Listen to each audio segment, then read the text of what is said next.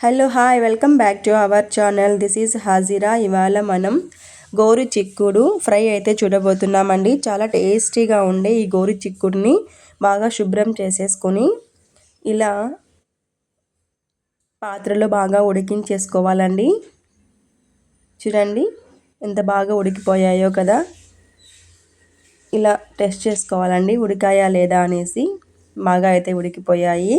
తర్వాత ఒక హోల్స్ ఉన్న పాత్రలోకి తీసేసుకోవాలి. వీటన్నిటిని పక్కన పెట్టుకోవాలి. తర్వాత పొయ్యి మీద ఒక మట్టి పాత్ర పెట్టేసి ఆయిల్తో సహా పెట్టాలండి, లేకపోతే మాడిపోతుంది.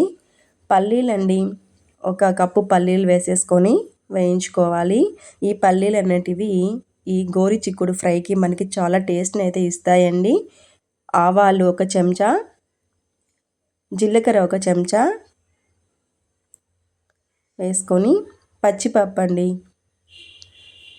ఉడద్ దాల్, చనే దాల్ కొద్దిగా ఒక హాఫ్ స్పూన్ వేసేసిన తర్వాత వెల్లుల్లిపాయలు వేసుకోవాలి. ఇవన్నీ ఆయిల్లో బాగా వేయించుకున్న తర్వాత ఒక 4 రెబ్బలు ఎండుమిరపకాయలు,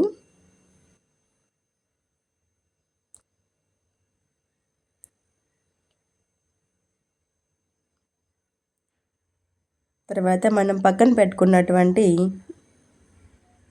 సన్నగా తరిగినటువంటి ఉల్లిపాయలు వేసుకొని వేయించుకోవాలి. కరివేపాకండి కొద్దిగా వేసేసి వేయించుకోవాలి.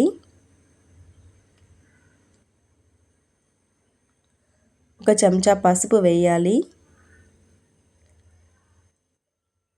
ఇలా ఉడికించుకున్నటువంటి గోరు చిక్కుడుని లైట్గా ఇలా పిండేసుకొని అందులో వేసేసి బాగా వేయించుకోవాలండి. ఈ గోరు చిక్కుడు ఫ్రై అనేది ఇలా చేస్తే చాలా అంటే చాలా బాగుంటుందండి. చాలా టేస్టీగా కూడా ఉంటుంది. అస్సలు తినని వాళ్ళు కూడా ఇలా చేసి పెడితే తినేస్తారండి. ఒక చెంచా ఉప్పు వేసేసి వేయించుకోవాలి. ఇలా ఆయిల్లో వేయించడం వల్ల చాలా టేస్టీగా ఉంటుందండి మన ఫ్రై అనేది. కొత్తిమీర కొద్దిగా దట్టించేసుకొని చివరలో ఆల్ కర్రీస్ 1 పౌడర్ అనేసి ఒక వీడియో చేశానండి నేను. ఆ పౌడర్ అన్నమాట.